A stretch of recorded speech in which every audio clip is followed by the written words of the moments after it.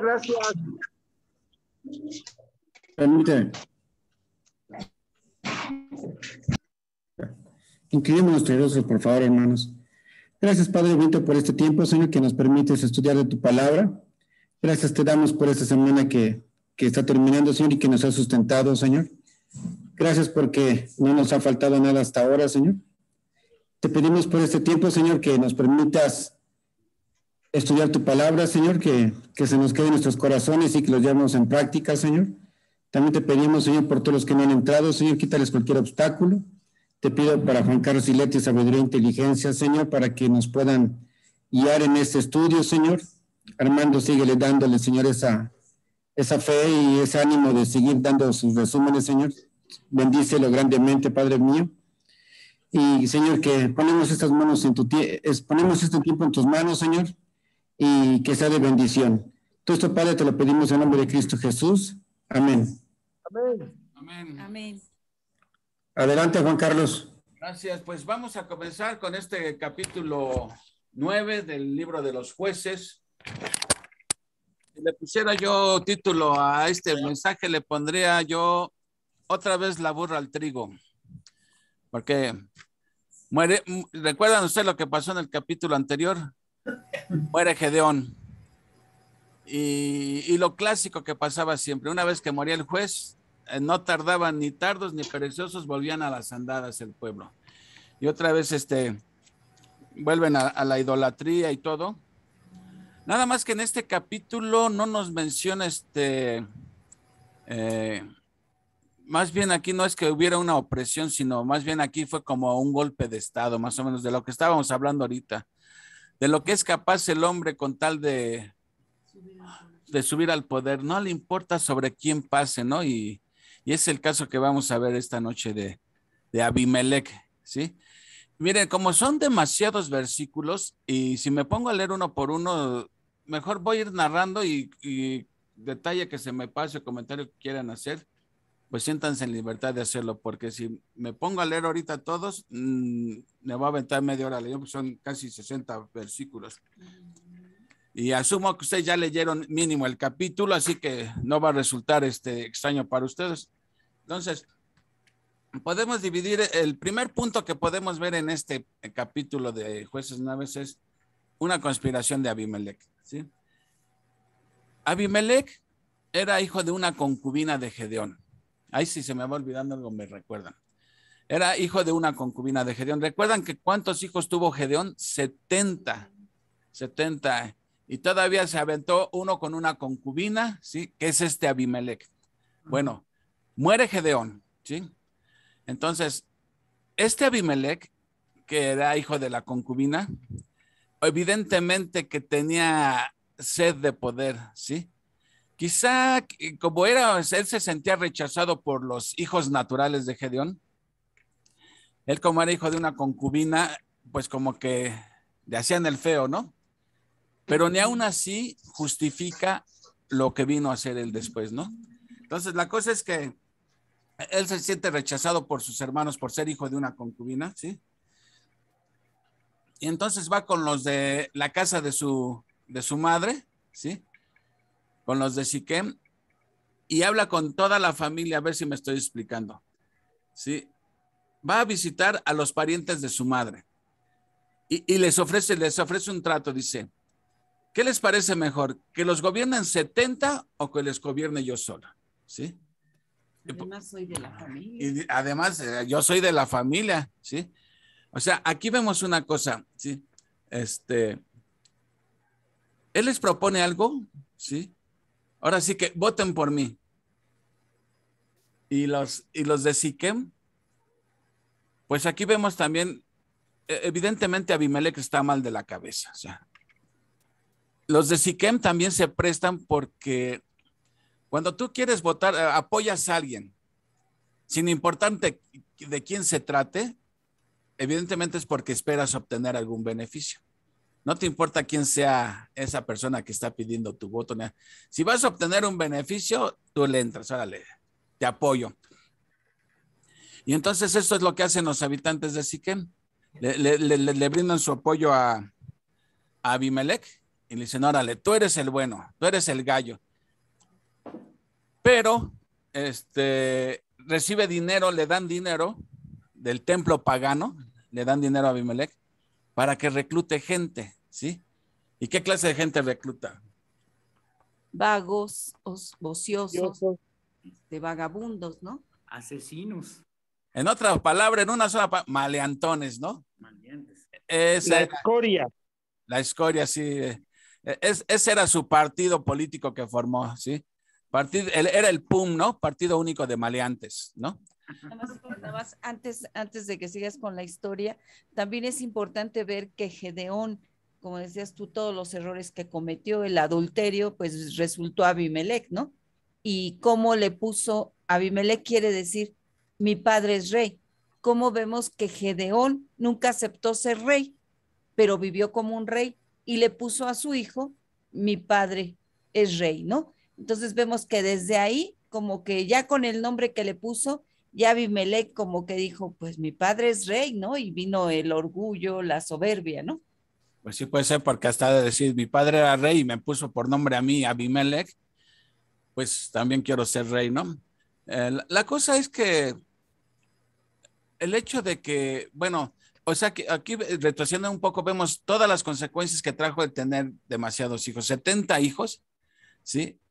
Digo, parece como increíble, ¿no? Pero tener 70 hijos y todavía tener un hijo con una concubina, y luego a este hijo de la concubina le hacían el feo, pues digo, aunque no justifica, ¿sí? Pero la causa de todo es el pecado, porque no podemos justificar a Abimelech porque le hacían el feo que justifique la acción que hizo, ¿sí? Entonces, cuando a él le dan ya el dinero, si le dan dinero para proclamarse el rey de ellos, recluta a gente maleante, ¿sí? Y va y nada más ni nada menos va y mata a los 70 hermanos. Bueno, uno escapó, pero va y los mata a todos. Y nos dice las escrituras que en una sola piedra, lo cual indica que fue como uno por uno. Sí, uno por uno Ejecución en público. Sí, y una ejecución pública, ¿sí? Entonces, de los 70 hijos nos dice que el menor, que se llamaba Jotam, no nos dice cómo, pero escapó. El hijo menor escapó de Gedeón. Se entera, lo que hicieron los de Siquem, proclamarlo rey. Se entera de la matanza que hizo, que mató a sus hermanos y todo. ¿Y qué hace Jotam? Se sube al monte Gerizim. ¿Se acuerdan del monte Gerizim, donde en frente del monte Gerizim estaba el monte Baal? En medio quedaba un valle donde leyeron esa vez maldiciones y bendiciones, donde se le ratificó el pacto con Josué y todo. Entonces, ese tenía una muy buena acústica desde la punta de la montaña, y el valle así rodeando las montañas hacían una buena cámara acústica. Entonces se subió Jotam y empezó a narrar una parábola, ¿sí? Una parábola que al principio no le entendía muy bien, pero ya después le fui agarrando. No, ya voy bien, ¿no? Escapa Gerizim, grita y... Sí, está bien, está bien. Vamos bien, vamos siguiendo la secuencia. Entonces se sube y empieza a narrar la parábola. Y dice que los árboles querían tener un rey, ¿sí? Él está narrando una parábola y le pide primero al olivo, los árboles le piden al olivo que sea su rey, ¿sí? Obviamente el olivo dice que no, que él no puede dejar de producir fruto que es agradable para Dios para atenderlos a ellos. Luego le piden esto a la higuera, que era de los árboles más comunes en Israel. Y la higuera también dice lo mismo, dice, no, yo estoy muy ocupada dando mis frutos que son agradables a Dios y a la gente, entonces yo no puedo ser su rey. Y luego van con la vid, y la vid dice, no, yo tampoco puedo ser su rey porque yo estoy bien ocupado en producir vino que alegra a Dios, y etcétera. Entonces, quien termina siendo el rey sobre ellos es la zarza. Pero aquí hay algo paradójico. La zarza, siendo un árbol pequeñito, ¿sí? Muy susceptible a quemarse, la zarza dice, órale, y le proponen a la zarza, y la zarza dice, bueno, con la condición de que estén abrigados bajo mi sombra. Eso era absurdo porque estos árboles eran más altos que la zarza. La zarza es un arbusto pequeño, ¿cómo les iba a dar sombra a ellos? Y es un árbol muy fácil de quemarse, ¿sí? Entonces, no da fruto. No da fruto, No además, más que para producir quemar. incendios. Entonces, finalmente, la zarza dice, pues órale, yo le entro. Y después Jotam les dice, miren, ya después ya les da la interpretación de lo que él les quiso decir, por si no entendieron bien las indirectas. Dicen, miren, si ustedes creen que lo que acaban de hacer, ustedes los de Siquem y Abimelech, si ustedes creen que eso no fue un acto de deslealtad a mi padre, pues que Dios los bendiga, que les vaya bien con Abimelech, que tanto prospere Abimelech como prosperen ustedes. Pero si esto que ustedes están haciendo, sí, es visto como una deslealtad hacia mi padre, sí, entonces que caiga la maldición sobre ustedes y sobre Abimelech, sí. O sea que tanto les va a ir mal a ustedes como le va a ir mal a Abimelech, sí. Entonces les lanza una maldición, sí.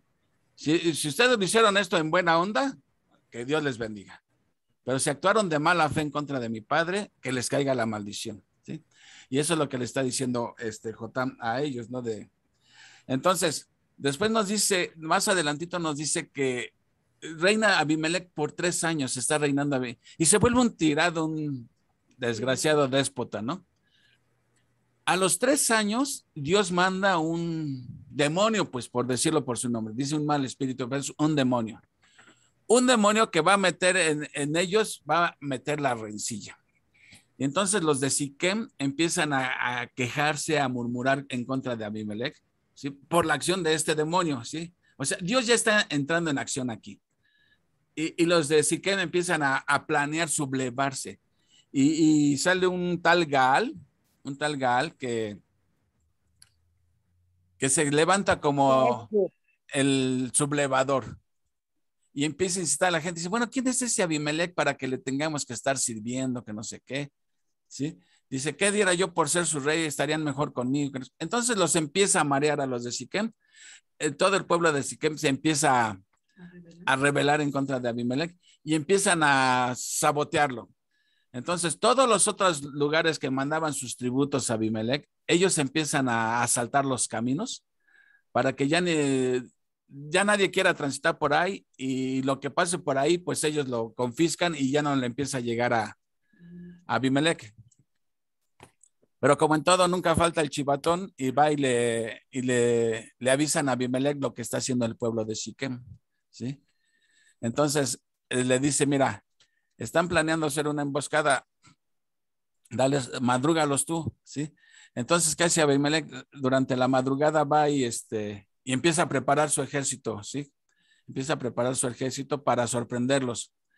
Entonces, cuando llegan los de la gente de Abimelech, ¿sí? Así que tenía ¿cómo se llamaba el ayudante de? Zebul. Ajá. Le dice a Gaal, dice, o sea, los estaba como picándoles la cresta y Gaal decía, como que yo veo gente que está descendiendo de los montes. No, son figuraciones tuyas, dice, son las sombras de los montes, no sé qué. Y dice, no, insisto en que ahí viene gente. Dice, pues no eras tú el que decías que quién era Abimelech para que le estuviéramos sirviendo. Pues entonces ve y lucha contra él, ¿no? Y se arman los catorrazos entre Abimelech y Gaal. Y obviamente Abimelech le gana a Gaal, ¿sí? ¿sí? Y esta decisión la tomaron porque estaban ellos en una fiesta tomando vino y celebrando a sus dioses. Se les hizo fácil, pues vamos a ponernos al brinco. Entonces Abimelech los derrota, ¿sí? ¿sí? Y de hecho expulsan a Gaal de Siquem, ¿sí? Pero no para ahí la cosa. La cosa es que Abimelech está resentido con toda la ciudad porque toda la ciudad estuvo conspirado contra él. Y entonces va y ataca la ciudad, ¿sí? Y quema, ahí es donde quema vivos a hombres y mujeres, ¿no? Que mató a 1,000 personas, ¿sí? Sí, ahí en Siquem. En Siquem los mata y los quema todos así sin piedad, va y los mata. Y después pretende hacer lo mismo en otra ciudad. Y entonces cuando va a la otra ciudad, la gente, ¿sí? Se esconde en una torre. Y entonces, ¿qué hace Abimelech? Toma un pedazo de madera y les dice a todos sus soldados, tomen un pedazo de mato y le quiere prender fuego a la torre, ¿sí? Y lo que no esperaba Abimelech, que una mujer agarró una piedra de molino, que por las dimensiones pesaba unos 45 kilos, pues una piedrota de molino, ¿no? Que la deja caer desde arriba de la torre y le da en la mera cabeza a Abimelech. Obviamente, pues, ¿quién resiste un piedrazo de ese tamaño? Una verdadera roca, ¿sí? Y entonces le dice a su escudero, ¿no? Dice, mátame tú, dice, obviamente, aunque no lo hubiera matado, el escudero se iba a morir porque ¿quién resiste eso, no? Él a ver que ya está herido de muerte, le dice a su escudero, mátame tú, dice, mátame tú porque no quiero que nadie diga que me mató una mujer. Y el escudero lo mata, ¿sí? Y así es como termina la historia de Abimelech. Nada más por 3 años, ¿sí? Pero vemos que aquí que a él nadie lo nombró, él se autoproclamó, ¿sí? Y lo apoyaron, ¿sí? Entonces aquí, ¿qué podemos yo aprender aquí de... Digo, esta noticia es como si estuviéramos viendo noticias de hoy en día de gente que sin más ni más pasa sobre el que sea con tal de obtener, pero digo, ¿cómo ves tú? A mí me llama la atención que los mismos que lo apoyaron, ¿sí? Después se rebelaron y después él los mató, ¿no? Realmente porque no se fijaron a quién estaban apoyando, ¿no? Como su líder, ¿no? Entonces, y también vemos aquí en la historia que también había espías dentro de su gobierno, ¿no? Que estaban avisando a los de Galar, que de qué manera iba a atacar, ¿no? Ajá. Más bien con Gaal estaba un espía que le avisaba a Abimelech que lo iban a atacar, entonces él se les adelantó y les puso la emboscada, ¿no? Entonces muchas veces vemos que en Abimelech había mucho orgullo, mucha soberbia, como dices tú, él se autonombró, ¿no? Él se autonombró rey, Ajá. ¿no? Entonces vemos que el orgullo y la soberbia siempre nos lleva al pecado. ¿Algún comentario más? Aquí vemos cómo se cumplió la maldición de Jotam. Ahí se cumplió la maldición de Jotam y vemos esto, que Dios no puede ser burlado, ¿sí? ¿Cómo ven? ¿Algún comentario? Es que estoy buscando aquí unas diapositivas, pero se me están escondiendo. Iba a decir que cualquier coincidencia con el gobierno actual, cualquier semejanza con el gobierno actual es mera coincidencia. ¿Será? Bueno. Sí, realmente no hay ninguna diferencia, ¿no? Como dices tú, Armandito. Realmente todo lo que vimos aquí con Abimelech sucede en la vida real, en la actualidad realmente, no ha cambiado nada, ¿no? ¿Quién más quiere comentar al respecto? Yo, Juan Carlos. Adelante. Bueno, más que un comentario, la opinión de que de tal palo peor, ¿no?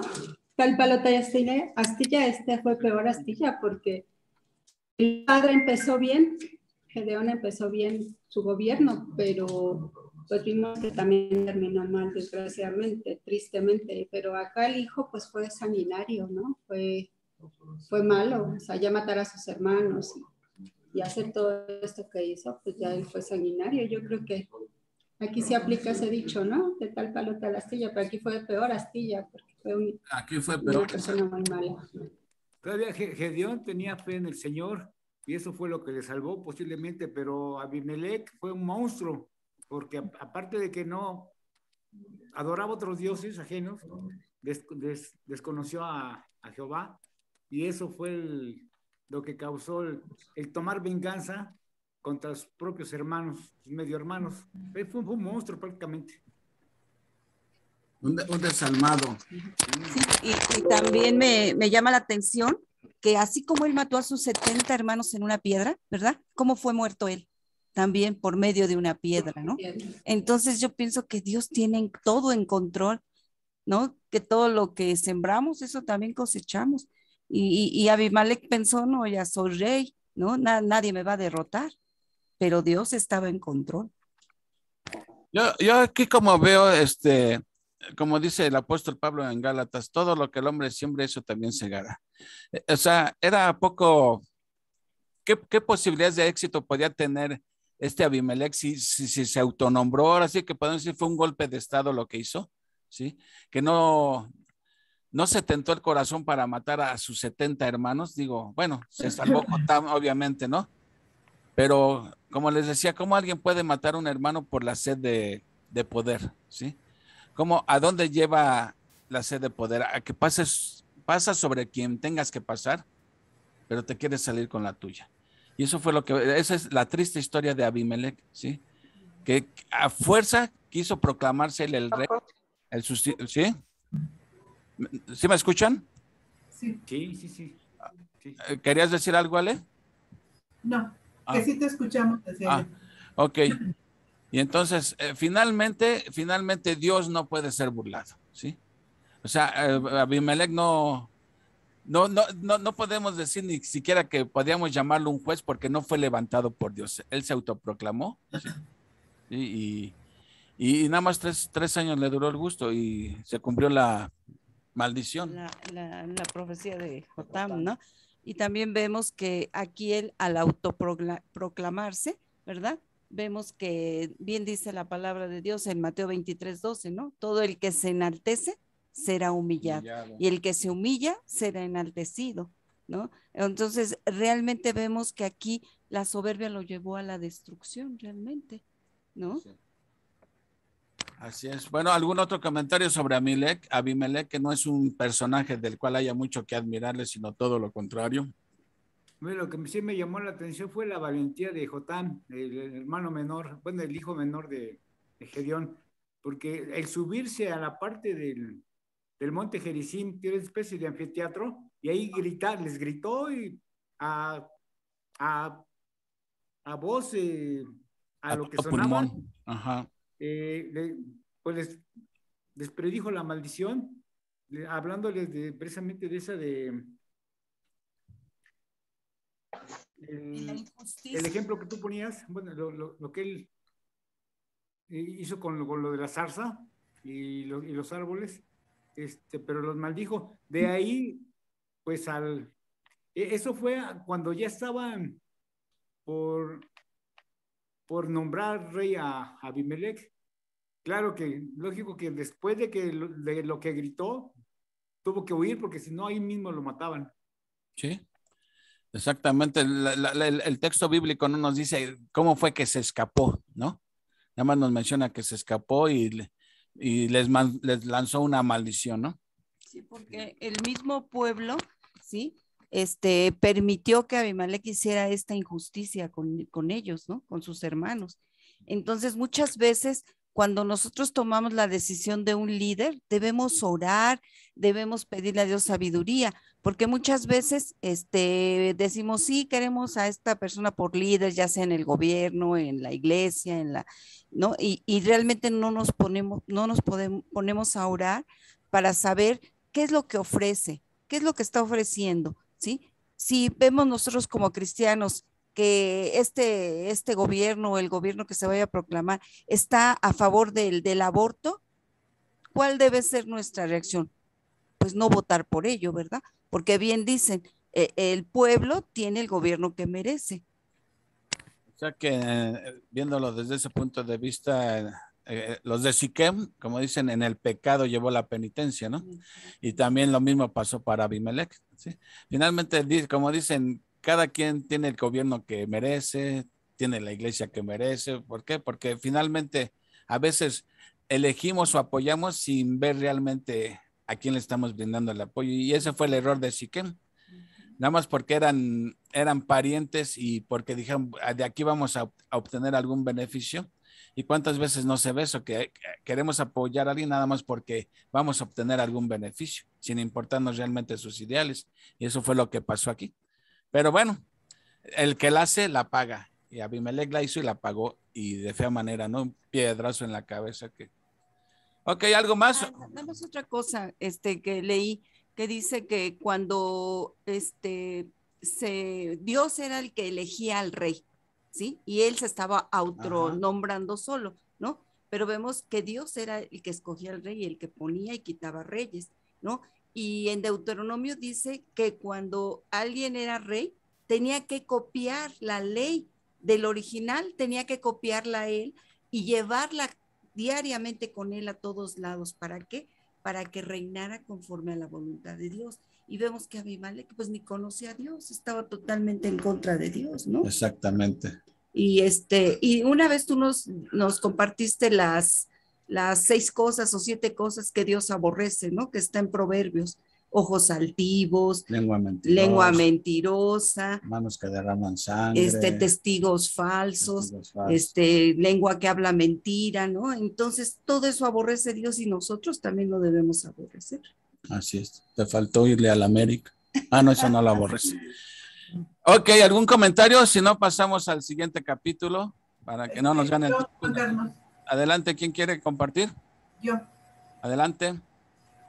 Y bueno, ¿qué tal que dice Dios que será humillada la persona que, como el caso de Abimelech, ¿no? Y quién le lanzó la piedra bueno, una piedra que le cayó en su cabeza y fue herido de muerte, pues una mujer. Pues es significativo, ¿no? Porque hubiera sido un hombre y todavía su orgullo le pide al escudero que lo mate, porque si saben que fue una mujer, olvídense, ¿no? Pero realmente, o sea, eso marca la diferencia, ¿no? Como una mujer, si ni siquiera las podían contar, si no eran los hombres los que contaban, ¿no? Más. O sea, todavía hasta el último momento, el orgullo por encima. Ajá, mátame, porque si dicen que me mató una mujer, olvídense, ¿no? Va a decir, qué vergüenza. Saúl también, ¿no? A Saúl también, por ejemplo, a Saúl también cuando lo lanza una flecha un filisteo, le dice a su escudero, mátame tú porque no quiero que digan que fue el enemigo quien me mató, ¿no? Así es el orgullo hasta el último momento saliendo a florecer el orgullo, pero finalmente ese orgullo. Ahora, ¿cómo ven ustedes? Realmente la historia de Abimelech, pues sí fue triste de que sus hermanos le hicieran el feo a Abimelech nada más porque era hijo de una concubina. Pero pregúntense ustedes, ¿realmente eso justifica un pecado? Y de este tamaño que para que al grado de tomar venganza, de vengarse de sus hermanos. Digo, no hay justificación, ¿no? Entonces, el pecado, un pecado no justifica otro pecado. Y ese fue el caso de Abimelech. O sea, es entendible, pues, que se sintiera mal, que se sintiera rechazado por sus hermanos, pero realmente la razón es el pecado que mora en cada corazón humano, ¿no? Digo, porque cuántas personas no han sido rechazadas y no hacen eso. Como digo, yo cuando me enteré que en Tabasco a uno le dieron un machetazo en la cabeza, su propio hermano, con tal de quedarse con el terreno, me parecía algo de locura, ¿no? Ahora aquí haber matado a tantos hermanos, digo, cada historia que encontramos en la Biblia. Y ni siquiera vivían en Siquem. Ni siquiera vivían en... Es más, ni siquiera hay evidencia de que los hermanos de Abimelech estuvieran pensando en ser rey o que iban a recibir el apoyo para que los nombraran rey. O sea, nada más ahora sí que fue por sus calzones, que por su sed de poder. Quería quitar de en medio del camino cualquier posible obstáculo, ¿no?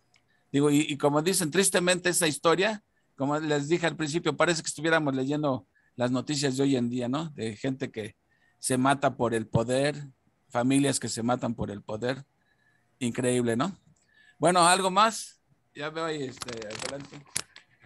Nada más que nos deja este capítulo de enseñanza, ¿no? Personalmente, que nosotros nunca debemos proclamarnos reyes de nuestras propias vidas, ¿sí? Ser independientes de Dios, darle la espalda a Dios, sino al contrario, que Él sea el rey de nuestra vida, ¿no? Como los israelitas, como vemos aquí, siempre le daban la espalda a Dios y ellos querían ser sus propios dioses, por eso hacía cada quien lo que quería, ¿no? Entonces nos queda de enseñanza que somos dependientes de Dios, que debemos ir a Él en todo momento para cualquier decisión, para cualquier problema que tengamos. Él realmente es el que nos va a ayudar por medio de su palabra. Y así como Abimelech no consultó la palabra de Dios ni la ley, sí, la dejó por un lado y tuvo tantos problemas. Y nosotros, si no acudimos a la palabra de Dios, no la conocemos, pues también vamos a tener caos en nuestras vidas. Pues sí, definitivamente. Como dice el apóstol Pablo ahí en Romanos, si alguien nos preguntara por qué el mundo está cada vez peor, y si somos honestos, tenemos que reconocer que el mundo va de mal en peor, ¿sí? De mal en peor va. Y la Biblia da la respuesta, porque no hay temor de Dios. No hay quien busque a Dios, no hay quien haga lo bueno. O sea, la depravación del corazón humano, ¿sí? Va en aumento. Y lo estamos viendo hoy en día, ¿sí? El mundo, si alguien cree que este mundo se va a componer con cambios de gobierno o mayor educación, la Biblia dice claramente, ¿se acuerdan cuando vimos la profecía del sueño de Nabucodonosor, la de la estatua? Ese sueño indica que la humanidad va en detrimento, ¿no? O sea, va cada vez hacia abajo, moralmente va hacia abajo. Y como dice el apóstol Pablo, dice, va a llegar el momento en que aparezcan inventores de males. Y eso lo vemos ya hoy en día ya cada cosa que vemos que siempre se han visto cosas terribles a lo largo de la historia. Cuando yo era chico tenía conciencia de lo bueno y lo malo y sabía qué cosas eran malas, pero ahora ya se queda uno verdaderamente sorprendido de cada mal que inventan, por ejemplo, echarlos en ácido hidroclorhídrico y desintegrarlos y ¿qué otra cosa hemos visto? Pues te napatan a plena luz del día y antes buscaban la ocasión, lo oscurito, lo solo ahora ya. Y ya la gente ya se le está haciendo esto habitual a ver esto. O sea, sí va la condición moral de la humanidad cada día va peor y seguirá hasta. Y sabemos que nunca va a existir un reino de justicia hasta que Cristo regrese, ¿sí? Porque Él es el príncipe de justicia y de paz y todo. Entonces, nunca va a haber justicia plena, porque la justicia plena va a ser hasta que Cristo regrese. Bueno, si no hay más comentarios, pasamos al siguiente capítulo. ¿Ya no hay comentarios? ¿Sí o no? Bueno, entonces vamos a continuar. A ver, Brendis, tú sigue con Jueces 11. Con Jueces 10, perdón. Jueces 10. Sí. Sí, muchas gracias. Quita la cámara porque si no se traba mucho el internet, ¿eh? Sí. Bueno, pues vamos a platicar un poquito de este capítulo 10, que se trata de los siguientes jueces que Dios levantó. Empezamos con el versículo 1. Dice, después de Abimelech se levantó para librar a Israel Tola, hijo de Fua, hijo de Dodo, varón de Isaacar, el cual habitaba en Samir, en el monte de Efraín, y juzgó a Israel 23 años, y murió, y fue sepultado. ¿Sí me podrías poner la diapositiva que sigue, por favor? Ahí está. ¿Es esa, no, Brendis? Tola. Muchas gracias, Japo. Bueno, pues aquí es esa, Japo. Sí, gracias. Aquí vemos que Tola, pues fue un juez que fue desconocido, por eso puse una imagen ahí, porque realmente de Tola conocemos muy poco, solamente sabemos que en Génesis 46:13 nos habla de que los hijos de Isaacar fueron Tola, Fua, Job y Simrón, y no hay más registros de Tola hasta Primera de Crónicas, donde dice que los hijos de Tola eran guerreros valientes. Los hijos de Fua eran guerreros muy valientes, y ahí también nos menciona Tola. Entonces, Tola se levantó después de Abimelech para librar a Israel. El liderazgo de Tola fue una acción temporal contra la corrupción que dejó Abimelech en su gobierno. Dios hizo que surgiera Tola para reformar abusos, derribar la idolatría, apaciguar los ánimos y curar las heridas producidas al país durante el usurpado gobierno de Abimelech. Lo único que se sabe de Tola es lo que les comento en Génesis, pero aquí la enseñanza que nos deja es que para Dios no pasamos desapercibidos, ya que Él no nos ve como nos ve el hombre o la sociedad. Dios ve nuestro corazón y Él conoce quiénes somos. Entonces, seguimos con el siguiente juez, que es Jair, versículo 3. Tras él se levantó Jair, galadita, el cual juzgó a Israel 22 años. Este tuvo 30 hijos que cabalgaban sobre 30 asnos y tenían 30 ciudades que se llamaban las ciudades de Jair hasta hoy, las cuales están en la tierra de Galaad.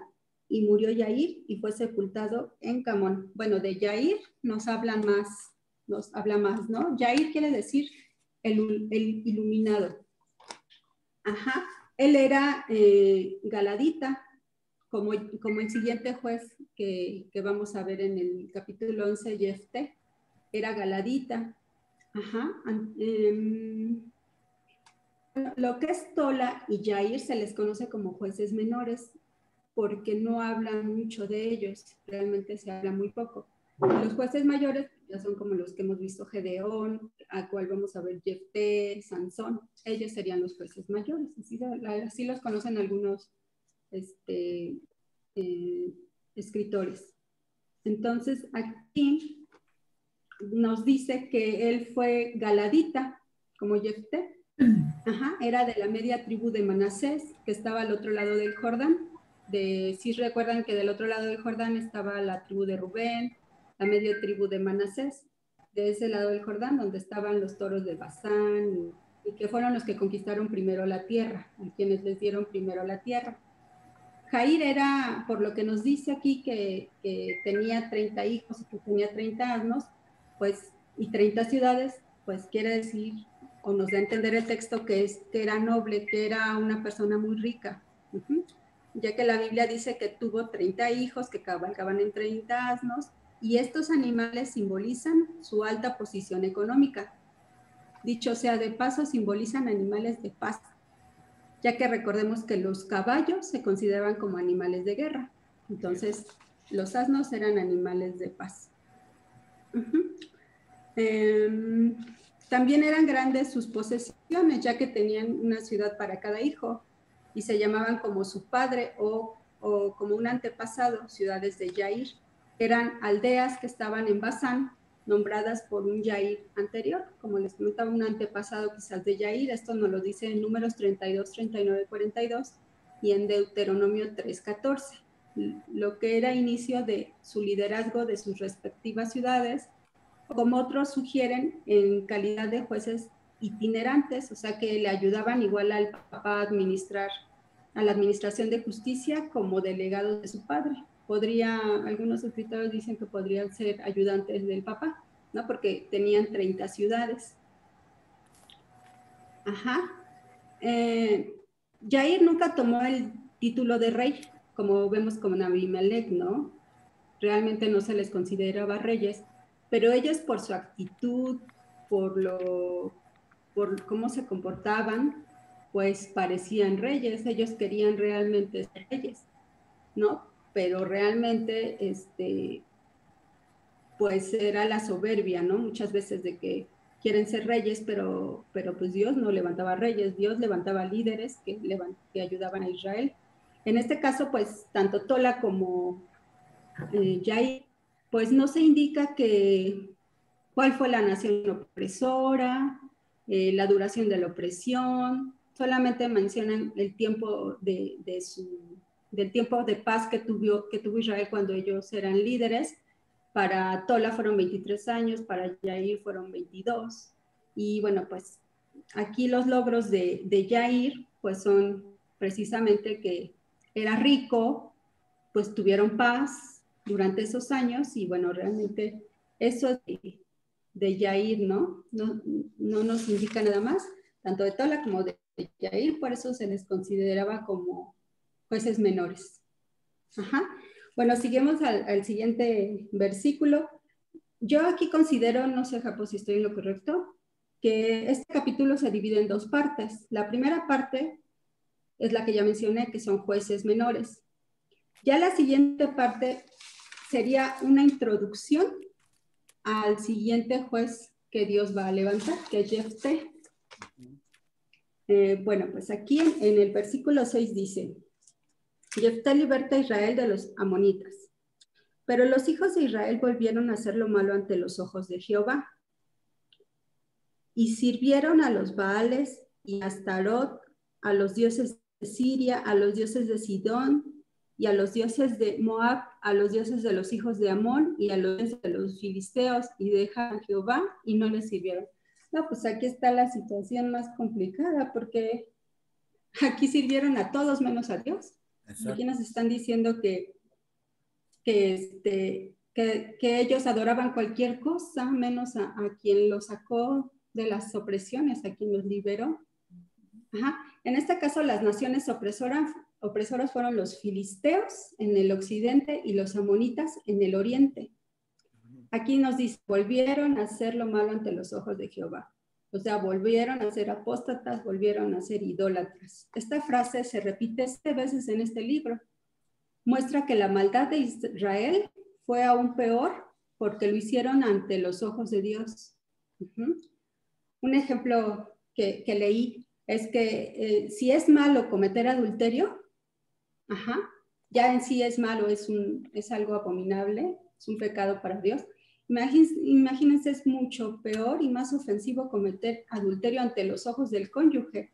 Entonces así pasaba en este caso con Dios. Lo hacían ante los ojos de Jehová y era peor porque ni siquiera vergüenza tenían, ¿no? Aquí dice que sirvieron a 7 dioses étnicos y nacionales diferentes que Israel persiguió en la idolatría, ya que representaban, Baal era el dios del tiempo, del éxito financiero, Astarot la diosa de la fertilidad, la asociaban con el amor, el sexo, el romance. Y todos los demás dioses de las naciones vecinas a su alrededor, se trataba de ajustarse a la cultura popular y hacer lo que todos los demás hacían. Esto me recuerda mucho a lo que nosotros vivimos en nuestro país, ¿no? Aquí hay tantas costumbres, adoran, porque yo ya, gracias a Dios, ya no, adoran a tantas imágenes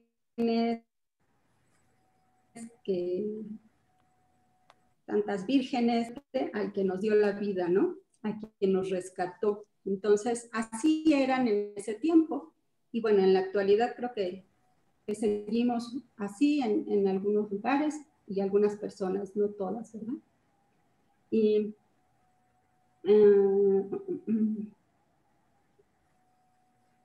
perdón, ya me perdí aquí. Bueno, entonces aquí vemos que abandonaron a Jehová. Agregar la adoración de los dioses paganos a la adoración del Dios verdadero era abandonar al Señor. Para que Israel estuviera dispuesto a adorar cualquier cosa excepto a Dios, al Dios verdadero. Cuando un hombre deja de creer en Dios, no cree en nada, cree en cualquier cosa.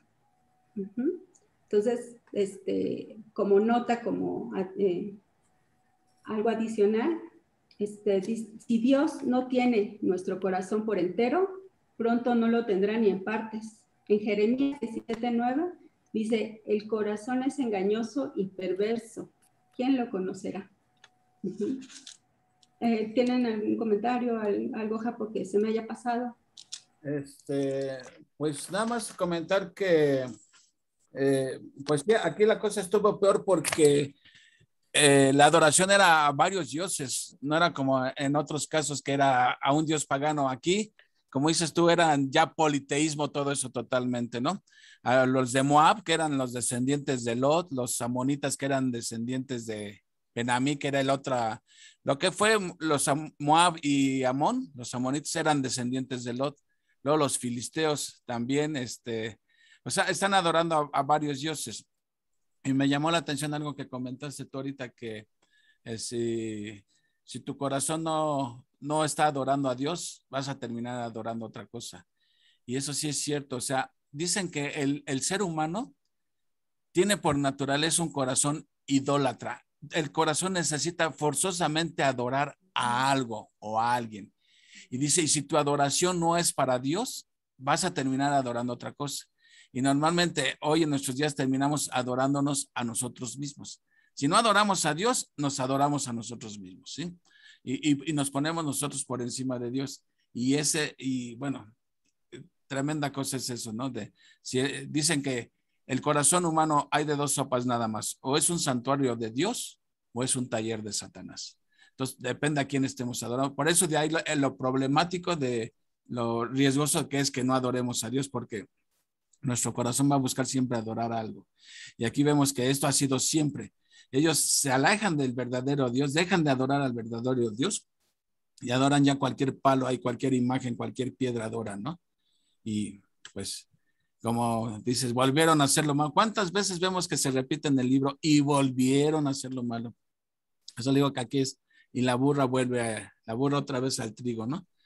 Vez tras vez, ¿no? Y bueno, adelante, Brendis, nada más era lo que yo quería comentar. El ciclo del pecado, ¿no? Como habíamos comentado. Bueno, vamos al versículo 7. Y se encendió la ira de Jehová contra Israel y los entregó en mano de los filisteos y en mano de los hijos de Amón.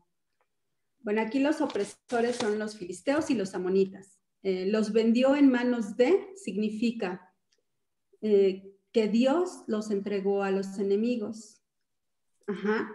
Si Israel quiere servir a los dioses de los enemigos, Dios les permitiría hacerlo. Ajá. Vendiéndolos para servidumbre a estos opresores, Dios trajo contra ellos a las naciones vecinas para castigar a Israel por su apostasía, ¿no? Lo que comentábamos, o sea, aquí la diferencia que podemos ver es que Dios los vendió a sus enemigos, ¿no? No como en los otros capítulos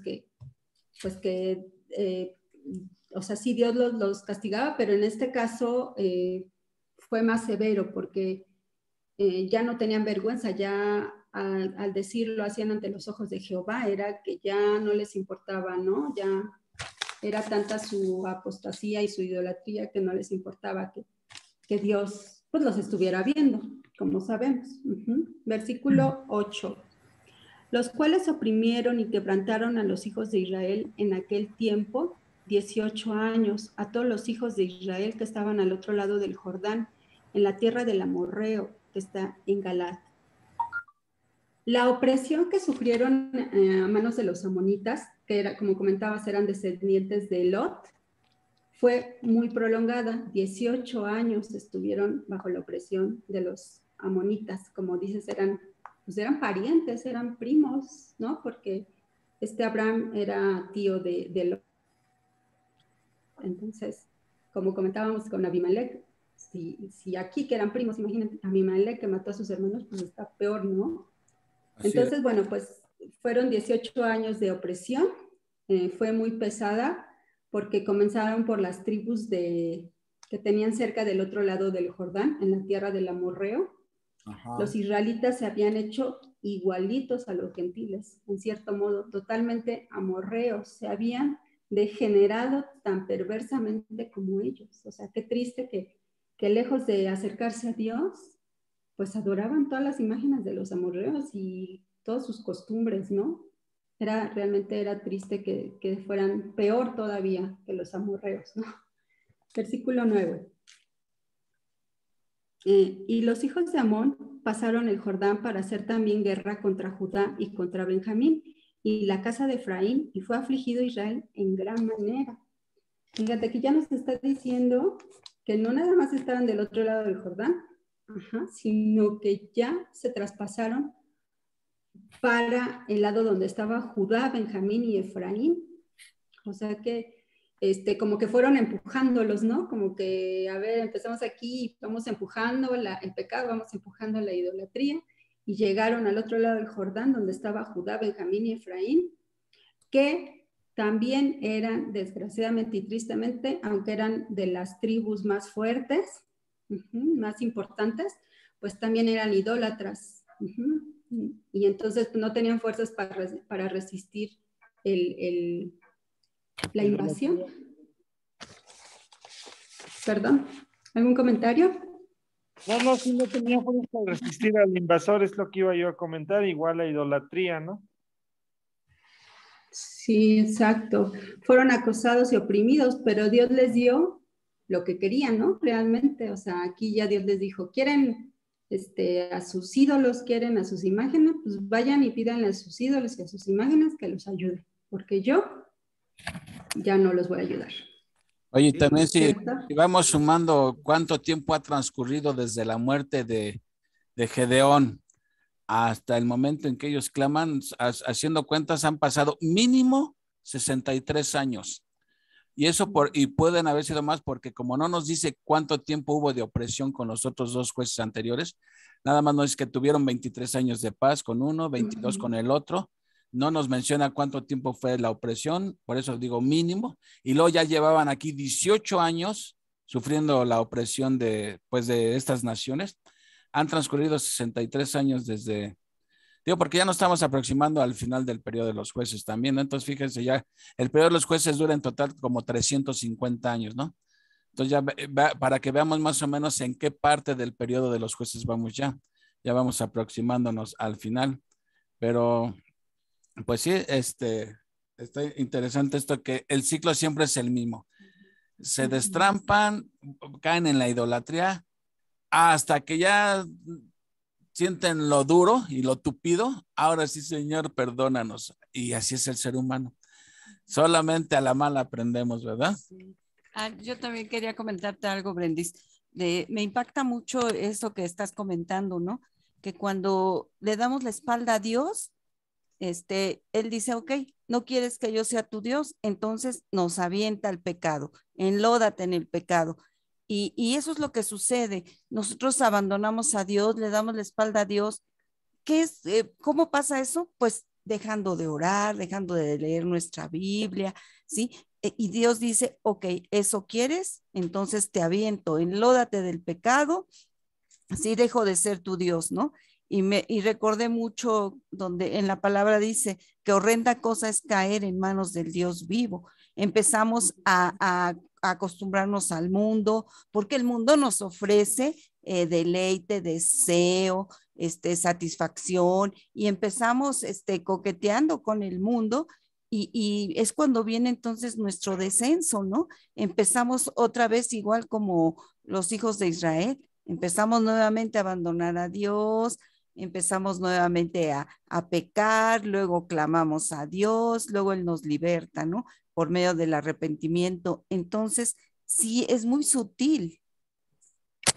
Mira, Brendis, ahorita que estás diciendo esto, me recuerda cuando una persona persiste en ignorar a Dios, Dios no se queda de brazos cruzados. La verdad es para que tomemos nota de esto.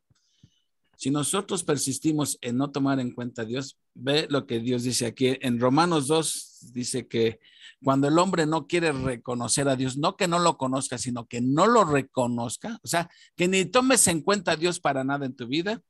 Dice en 1:24 de Romanos, dice, por lo cual también Dios los entregó a la inmundicia en las concupiscencias de sus corazones, de modo que deshonraron entre sí sus propios cuerpos, ya que cambiaron la verdad de Dios por la mentira, honrando y dando culto a las criaturas antes que al Creador, el cual es bendito por los siglos. Y eso es lo que estaba pasando con Israel.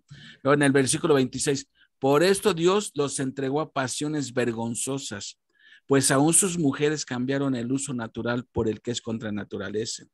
Y de igual modo también los hombres, dejando el uso natural de la mujer, se encendieron en su lascivia unos con otros, cometiendo hechos vergonzosos, hombres con hombres, y recibiendo en sí mismo la retribución debida a su extravío. Ahora que no nos quieran pintar que la homosexual que es enfermedad o que es otro estilo de vida. Lo que pasó en Sodoma y Gomorra. Exactamente. Llega el momento en que no quieres tomar en cuenta a Dios. Dios, como dice el te dice, pues, ¿quieres lodo? Revuélcate ahí. Y por último, mira, el triple juicio de Dios, 28. Y como ellos no aprobaron tener en cuenta a Dios, nuevamente, Dios los entregó a una mente reprobada para hacer cosas que no convienen. Y ahí trae todo el catálogo de pecados, que eso pasaba desde los tiempos de los jueces y sigue pasando hoy. Horrenda cosa es ignorar a Dios, porque finalmente Dios puede tomar la determinación. ¿Eso quieres? Eso tendrás, ¿sí? Y ya cuando Dios te entrega a pasiones vergonzosas, a mentes reprobadas, pues ahora sí que ya, como dice mi mamá, triste mi calavera, ¿no? Ya está canija la cosa. Perdón, Brendis, ya te interrumpimos mucho, Ana. No, no está bien. Es la ira de Dios, ¿no? La que, donde nos abandona, donde dice, ¿sabes qué? Eso es lo que quieres, pues como dice Leti, revuélcate, porque eso es lo que vas a tener, ¿no? Bueno, sigamos con el versículo 10. Dice, entonces los hijos de Israel clamaron a Jehová diciendo, nosotros hemos pecado contra ti, porque hemos dejado a nuestro Dios y servido a los Baales. Hemos pecado contra ti. Israel está reconociendo, ¿no? Está reconociendo que están pecando contra Dios. Entonces aquí están clamando a Dios con la voz, no es necesariamente lo mismo que clamar con el corazón. Aquí Israel se le está viendo un arrepentimiento genuino, porque están diciendo que han pecado contra Dios. Entonces también Dios está viendo su corazón. En base a esto, bueno, analicemos. Están confesando, confiesan a Dios su omisión. ¿Y su omisión cuál es? Hemos dejado a nuestro Dios. Y también están confesando su comisión, que es el pecado. Donde dice, y servimos a los Baales. Entonces aquí, bueno, pues Israel está dando un buen paso al confesar su pecado, ¿no? Al reconocer que efectivamente están pecando contra nuestro Dios. Versículo 11 y 14. Al 14, perdón. Y Jehová respondió a los hijos de Israel: ¿no habéis sido oprimidos de Egipto, de los amorreos, de los amonitas, de los filisteos, de los de Sidón, de Amalec y de Maón, y clamando a mí, no os libré de sus manos? Mas vosotros me habéis dejado y habéis servido a dioses ajenos, por tanto yo no os libraré más. Andad y clamad a los dioses que os habéis elegido, que os libren ellos en el tiempo de vuestra aflicción. Híjole, qué tremenda declaración de Dios, ¿no? Dios les envía un mensaje de áspera reprensión. No sabemos si fue a través de un ángel, como en el capítulo 2:1, donde el ángel de Jehová habla, o de un profeta, como en el versículo 6:8, que dice que habló un profeta. No sabemos de qué manera Dios les mandó este mensaje. Lo que sí sabemos, y es cierto, es que le llegó el mensaje bien, ¿no? A ver, vayan ustedes y clamen a esos dioses que tanto están venerando. Es un mensaje fuerte. Perdón, adelante. No, te decía que, o sea, como dices tú, no sabemos cómo fue que les llegó el mensaje, si por medio de un ángel, como se ha visto en algunos casos, por medio de un profeta. Lo importante es que reciben el mensaje y el mensaje estaba muy claro y el mensaje es, ahora se amuelan. Sí, exacto. Es un mensaje fuerte, ¿no? Claro. Les echa en cara su ingratitud, trayéndoles a la memoria las grandes cosas que ha hecho por ellos en el pasado. Les había corregido con justicia y les había liberado con misericordia, por lo que había de esperarse razonablemente que por temor o por amor se adheriesen a él y le sirviesen, pero pues vemos que no. Les muestra cuán justamente podría abandonarlos para su ruina, dejándolos al arbitrio de los dioses que habían elegido. Para despertar en ellos un genuino arrepentimiento y un verdadero deseo de reforma, les hace ver la necedad en servir a los Baales. Para que haya un verdadero arrepentimiento es necesario que haya una verdadera convicción que la total insuficiencia de aquellas cosas a las que nos hemos apegado, pues ninguna de ellas nos puede salvar, ¿no? Como dice, a ver, vayan y pídanle a sus dioses, a esos Baales que los ayudan, y pues vemos que eso no es así. Debemos convencernos que los placeres de los sentidos no pueden dar estable y genuina satisfacción. Solo podemos ser plenamente felices con Dios y hacerles ver su gran miseria y su tremendo peligro al abandonar a Dios. Dios permitió que Israel experimentara la enfermedad de su pecado. Por primera vez se registra que se negó a salvarlos, recordándoles cuán repetidamente los había librado y sin embargo habían vuelto a sus malos caminos. Sin embargo, en su mensaje de ira,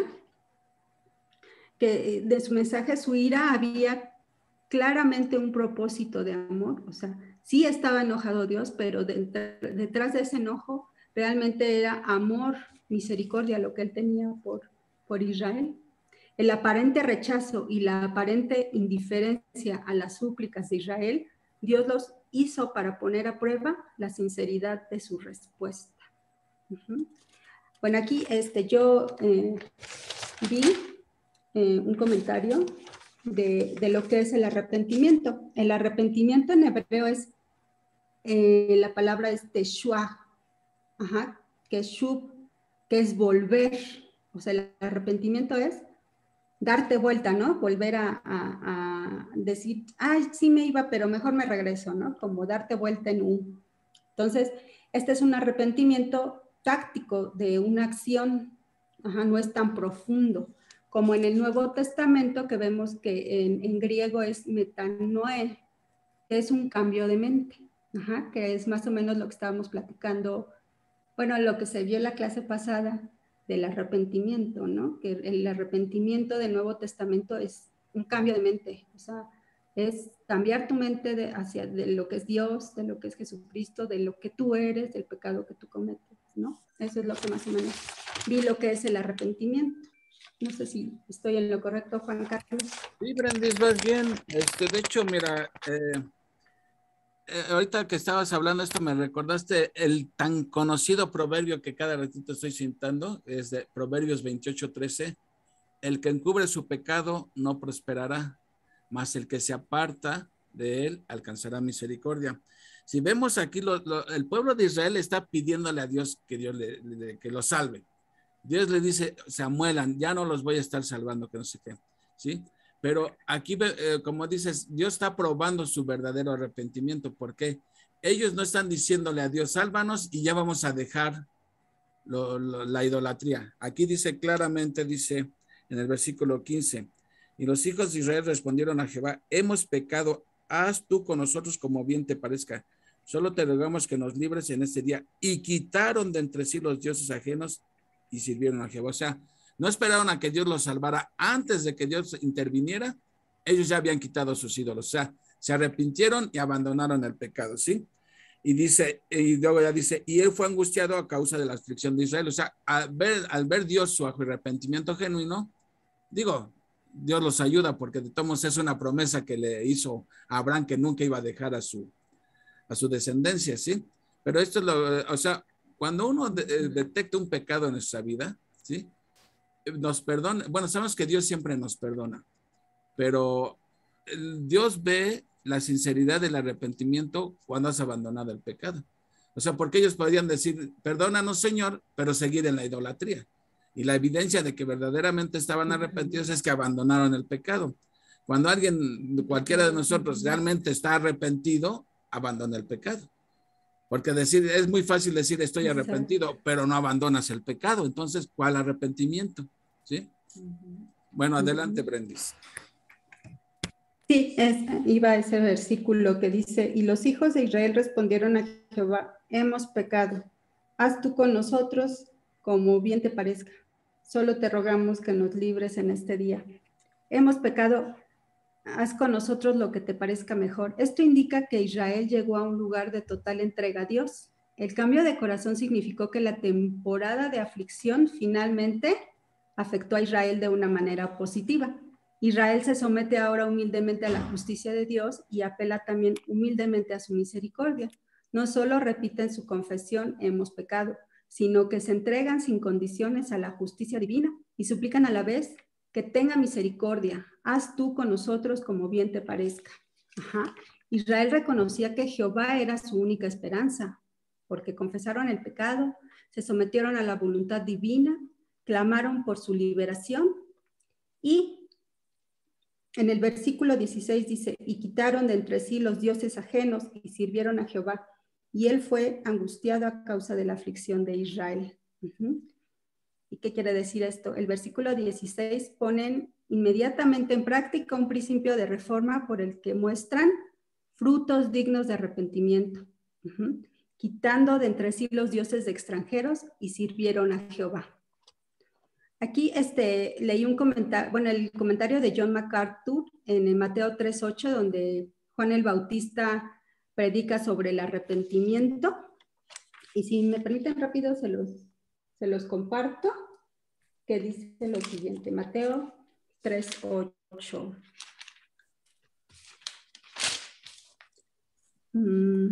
Para agarrar un poquito de contexto, voy a leer del 7. Al ver él que muchos de los fariseos y de los saduceos venían a su bautismo, les decía, generación de víboras, ¿quién os enseñó a huir de la ira venidera? Haced pues frutos dignos de arrepentimiento. Y el comentario de John MacArthur precisamente habla del arrepentimiento. Dice, el arrepentimiento en sí mismo no es una obra, pero las obras tienen su inevitable fruto. El arrepentimiento y la fe están inextricablemente ligados a las Escrituras. Arrepentimiento significa dar la espalda al pecado y fe significa volver a Dios. Son como los lados opuestos de la misma moneda. Esta es la razón por la cual están relacionados con la conversión.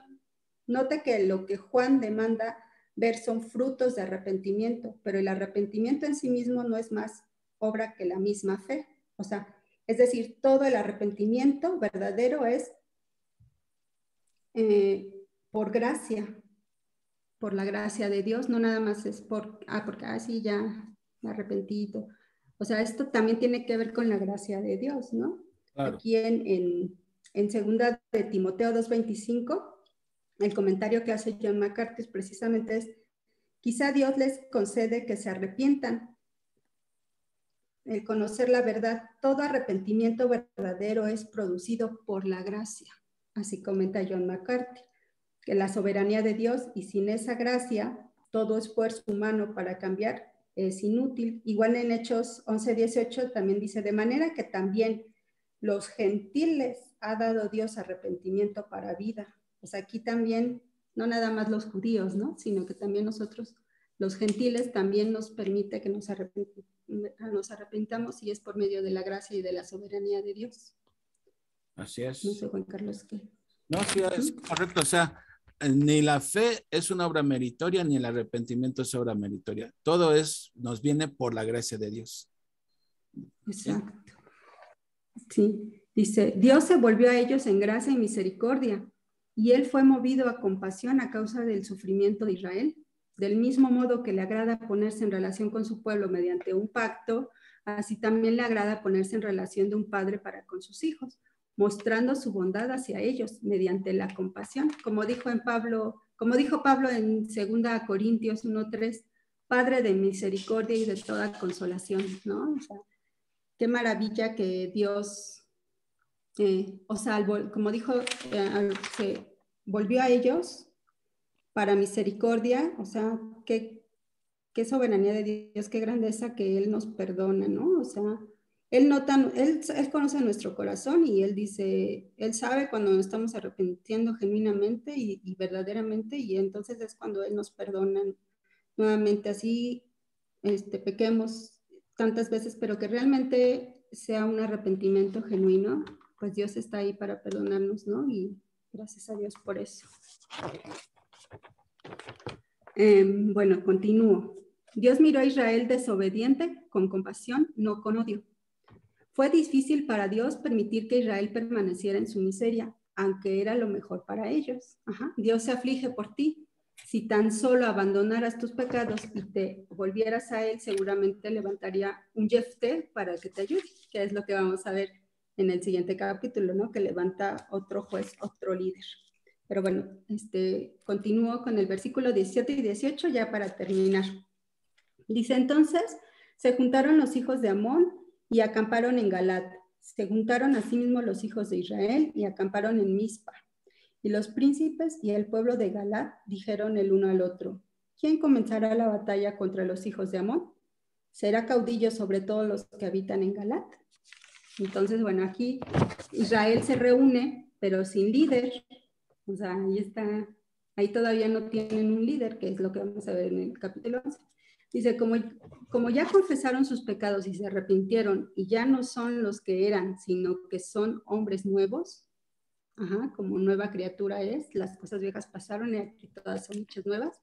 Un versículo que no recuerdo cuál es, pero me recuerdo ese versículo. Dios los va a librar ahora. Los amonitas se endurecieron para su propia ruina. ¿Por qué? Porque se juntaron como un solo cuerpo para ser destruidos de un solo golpe. ¿Se acuerdan como en Armagedón, Apocalipsis 16:16, que se reunieron también en un solo cuerpo y Dios los destruyó en un momento, ¿no? Los israelitas cobraban ánimo para acudir a su propia liberación, se reunieron igualmente. Durante 18 años de opresión fueron abatidos y sus enemigos, como en otras ocasiones, porque no querían formar un solo cuerpo. como familia, cada familia, ciudad o tribu quería ser autónoma y obrar independientemente, por lo que eran presa fácil de los opresores, por falta de un consenso común en un interés general que los uniera y cimentara. Pero cuando se unían, como lo hicieron ahora, siempre les iba bien, ¿no? O sea, ahí la unión hace la fuerza. Ajá. Y ¿qué más? Bueno, pues aquí dice que quién será el caudillo sobre todos los que habitan en Galaad. Aquí todos estaban en consonancia, ¿no? Diciendo, vamos a proponer a alguien, ¿no? Él será caudillo sobre todos los que habitan en Galaad. En otras palabras, faltaba un hombre que se ponga al frente de la congregación. Israel se reunió, pero no tenía líder. La idea de Dios para hacer grandes obras entre su pueblo es levantar a un hombre. Dios podía hacer todo el trabajo por sí mismo. Podía enviar a ángeles para que le hicieran el trabajo por él. Pero el medio normal de operación de Dios es levantar a un hombre y a través de él hacer una gran obra. Dios usa líderes. Aquí Dios siempre levantaba a un hombre. O sea, él lo podía hacer solo, estamos de acuerdo, él es todopoderoso, soberano, pero la voluntad de Dios era levantar un hombre que ayudara a su pueblo a liderar el Israel y que, bueno, pues como dice, Dios usa hombres imperfectos para su obra perfecta, ¿no? Entonces, bueno, pues eso sería todo. Disculpen la mala clase, pero bueno, lo hice con todo corazón y para la gloria de Dios. Gracias por su atención. No digas eso, Brendis. Estuvo bien. Como dices, Dios podría hacer toda su obra sin la ayuda de nosotros. Realmente es un privilegio que Dios nos permita participar en su obra, ¿no? Por ejemplo, la tarea de evangelizar, pues lo podía haber hecho por medio de ángeles. Sin embargo, nos concede el privilegio que seamos nosotros los que evangelicemos. Como dices, Dios escogió lo vil y despreciado del mundo para avergonzar a lo grande. Y vamos a ver en el siguiente juez, no sé si están llevando la cuenta ya de en qué juez vamos ya, pero ya el siguiente juez es Jefté y es el 9º juez ya. Ya estamos llegando al final del periodo de los jueces. Y Jefté era el hijo de una ramera, también mal visto, socialmente insignificante y todo. Y vamos a ver cómo Dios hace de este hijo de una ramera, ¿sí? El libertador, ¿no? Y obviamente Jefté, como todos, tuvo sus errores y todo, ¿no? Salió boquiflojo y pues en el pecado llevó la penitencia por andar de hablador. Pero bueno, ya lo vamos a ver en los capítulos siguientes. Nada más un comentario, miren, y esto es para todos. Dios dice que Él es grande en misericordia, ¿sí? Sin embargo, también dice, pero de ninguna manera tendré por inocente al culpable. Entonces, ¿cómo podemos conciliar esas dos grandes verdades? Por un lado, Dios nos dice en la Biblia que Él es grande en misericordia. Y por el otro lado nos dice que por ningún motivo tendrá por inocente al culpable. Entonces, ¿cómo? Entonces, habla de su justicia, que Él va a castigar el pecado. Y por el otro lado nos está diciendo que Él es grande en misericordia, que perdona la maldad. Entonces, ¿cómo podemos conciliar eso? ¿Quién me dice? Cuando te arrepientes genuinamente, Él te perdona. Yo pienso que es cuando, por eso, como Él no puede dar por inocente al pecador, tuvo que haber enviado un sustituto que fue Jesús, que Él pagó por nuestros pecados. Entonces ahí ya Él derramó toda su ira y por eso ahora nos reviste de la justicia de Jesús y nos ve como a su Hijo Jesús. Ya no ve a Leticia, pecadora, mala, ahora ve a su Hijo Jesús. Muy bien. Ponte palomita. Exactamente. Miren, la respuesta es Isaías 53, ahí lo explica.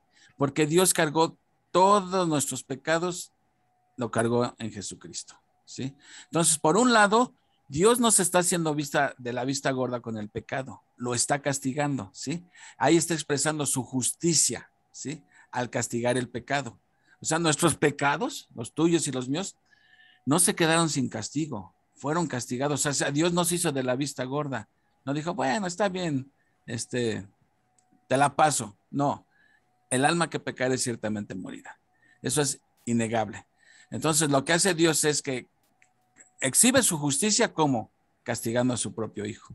Y exhibe su misericordia otorgándonos los méritos de su hijo a nosotros cuando creemos, ¿verdad? Ese es el evangelio realmente. Y eso se enseña desde el Antiguo Testamento y Nuevo Testamento. La misericordia y la justicia de Dios. Bueno, ¿algo más? ¿Algún comentario? Una pregunta en el capítulo anterior. Los filisteos son de la parte de occidental que está pegada al mar Mediterráneo. Es la parte de lo que ahora es la franja de Gaza, ¿verdad? Sí, está pegado a la costa del mar Mediterráneo, lo que es la franja de Gaza. Eso de ahí eran los filisteos.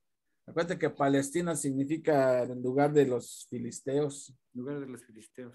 Sí, pero los moabitas y los amonitas venían del otro lado del Jordán. Sí, viento del Jordán. Así es. Bueno, en conclusión, entonces, ¿cómo podemos aterrizar este capítulo? Vemos nuevamente la terquedad del ser humano, ¿sí? Y que ya hasta que la ve de veras clamamos a Dios. Mi pregunta es, ¿hay necesidad de esperar a llegar a ese nivel? Donde ya no puedes más. Yo pienso que no, de plano que se aguantaban muchísimo ellos, ¿no? Pero yo nada más quería hacer un último comentario respecto a todo lo que vimos ahorita, que nosotros como humanos o como hijos de Dios tendemos a ser olvidadizos, a ser ingratos. Siempre olvidamos todo lo que Dios ha hecho por nosotros, ¿sí? Y tendemos muchas veces a olvidar, ¿sí? Como vemos que olvidaban los israelitas y les tenían que estar recordando y recordando. Entonces nosotros también diariamente tenemos que recordar lo que Jesús hizo por nosotros. Tenemos todos los días que ir a la cruz de rodillas y decirle gracias, Señor, por lo que has hecho por mí, porque nosotros como cristianos, ¿sí? Podemos ver las otras religiones y decir, ay, es que ellos son idólatras, ¿sí? Tienen ídolos de oro, de barro, de piedra, de madera, pero es más peligroso, ¿sí? En nosotros los cristianos, porque nosotros también tenemos ídolos en nuestro corazón, ¿sí? Vemos que un ídolo que es todo lo que se antepone a Dios, todo lo que ponemos antes que Dios para dedicarnos a eso. Y nosotros tenemos ídolos en nuestro corazón, tal vez nuestros hijos, nuestro esposo, nuestro trabajo, ¿sí? La televisión, tenemos ídolos y son muy sutiles, no nos damos cuenta. Entonces sí tenemos nosotros que derribar esos ídolos de nuestro corazón. ¿Cómo? Pidiéndole a Dios en oración que examine nuestro corazón, haciendo una introspección, ¿dónde estoy dedicando mi mayor tiempo? ¿Sí? Mi mayor posición, ¿dónde la estoy teniendo? ¿Sí? Y entonces sí, tenemos que pedirle a Dios que nos ayude a derribar esos ídolos que tenemos en nuestros corazones, porque si no, entonces ellos van a terminar derribándonos a nosotros y vamos a terminar como los hijos de Israel, ¿sí? Entonces, pues para mí es una reflexión, ¿no? Principalmente para mí. Mencionaste algo importante. Lo importante que es recordar siempre lo que Dios ha hecho por nosotros. Nuestra naturaleza es muy dada a olvidar fácilmente todo lo que a Dios ha hecho por nosotros, de cuánta nos ha sacado. Y si analizamos un poquito este pasaje, fue exactamente lo mismo que pasó aquí. Porque como comenzó todo el relajo con Abimelech en el capítulo 9, vean el final del 8, dice, en el 8:34, y no se acordaron los hijos de Israel de Jehová su Dios, que los había librado de todos sus enemigos en derredor, ni se mostraron agradecidos con la casa de Jerobal, el cual es Gedeón. O sea, así es nuestra naturaleza, a olvidar fácilmente las bendiciones de Dios. Y cuando nos olvidamos cuando a veces lo que pasa es que nos enfocamos más en las bendiciones de Dios que nos olvidamos del que dio la bendición, ¿sí? Entonces comenzamos a idolatrar la bendición en vez de adorar al que dio la bendición. Y así pasa muchas veces. Que el pecado de la idolatría es bien sutil. Es bien sutil. No necesariamente es estarle adorando a un pedazo de madera ni nada. Como menciona Leti, los ídolos que se desarrollan en nuestro corazón a veces son imperceptibles y no nos damos cuenta que estamos cayendo en idolatría. Por eso, como dice el Salmo que es 139, examíname, oh Dios, y Sí. conoce mi corazón y ve si hay camino de perversidad en él. Ok, ¿alguien más? ¿Algún comentario?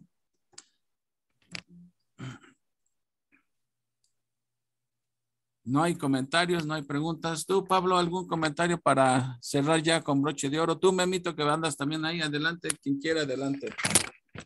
Ya para No, ir. todo bien, Juan Carlos, todo bien, bien entendido, explicado. Y felicidades, Brenda, vas bien. Gracias, Pablito, gracias. ¿Verdad que ya huele a cuartelazo esto?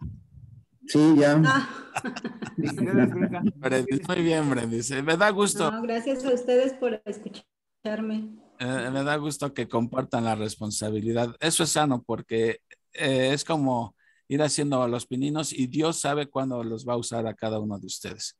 Porque yo nunca, no soy eterno. Todos somos temporales y Dios va levantando nuevas gentes y todo. Y me da gusto que estén participando. Igual el que de ustedes un día quiera compartir un capítulo, pues adelante, díganme y que vayan haciendo. ¿Cómo van a descubrir a veces sus dones si no nos involucramos en nada? ¿Sí? Entonces, Así es. aventarse digo ahorita pues porque no nos estamos congregando, pero la única manera de ir descubriendo nuestros dones es involucrándote en la obra de Dios, sino como va a saber, como dicen, mi ministerio es el de las sillas, y dicen, ¿tú quieres poner las sillas? No, dice, es calentar las sillas. Ese es mi ministerio. Ok, ¿algo más tú, Memito? Qué bueno que estás con nosotros este viernes. ¿Algún comentario para finalizar? Y ya le pasamos el micrófono a Uriel. Hola, ¿qué tal a todos? Buenas noches. Buenas. Buenas noches. No, todo bien, Carlitos. Todo bien. Muchas gracias. Te paso el micrófono, Uriel. Adelante, cuñadito. Sí, vamos a hacer una oración por que Dios nos dio la oportunidad de terminar este capítulo. Vamos a orar. Señor, alabado seas, Padre bendito. Gracias, Señor mío, nuevamente por permitirnos tomar este estudio, por este alimento que nos das, Padre bendito, porque tú eres grande, Padre bendito, eres fiel, Señor mío, eres el Rey de Reyes, el Dios omnipotente, el Dios omnisciente, el Dios omnipresente, Señor mío. Gracias porque nos has escogido como tus hijos, Señor Padre bendito. Gracias, Señor mío, porque mandaste a tu Hijo Jesucristo a morir por mí y por toda la humanidad y por todos los pecadores, Señor mío. Gracias porque tú nos provees, Señor mío, de un alimento, nos provees de una familia, de un hogar, Señor Padre bendito. Tú conoces nuestras necesidades, Señor mío, y sabemos que tú nunca nos vas a abandonar, Señor mío.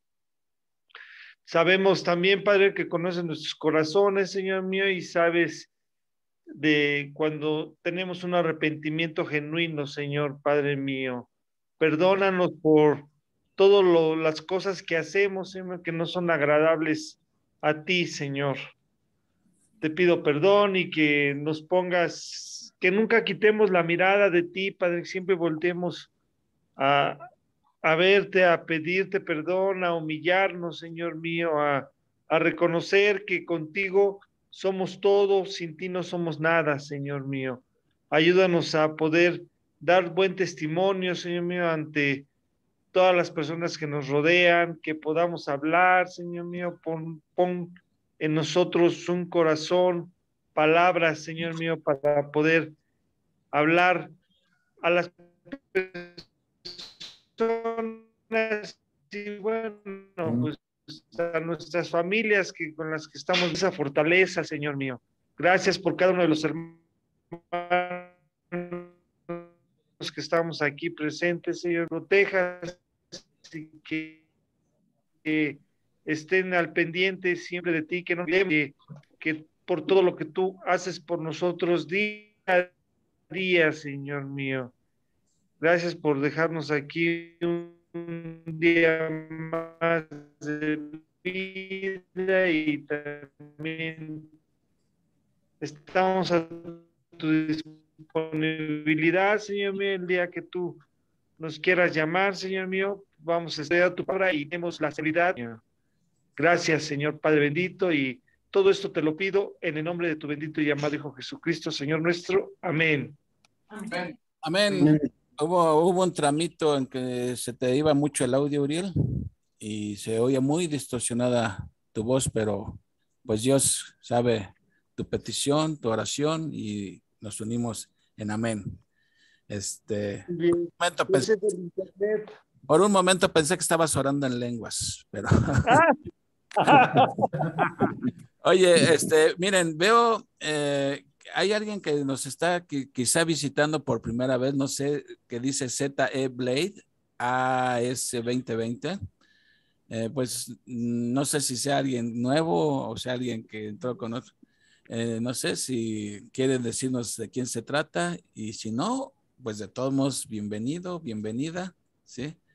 Entonces, bueno, gracias por la asistencia de que se conectó. No sé quién sea, pero pues bienvenido o bienvenido. Bendiciones. Bendiciones, sí, sí, nos quiere decir nombre, no es para saber, y si no, no te preocupes, no hay ningún problema. Y pues gracias a todos. Perdón, Ale. Tiene apagado su audio el ZT2. Sí, es lo que... Igual a lo mejor está hablando y no le escuchamos. A lo mejor sí, bueno, a ver si por medio del chat nos manda su nombre. Ahí está, ya.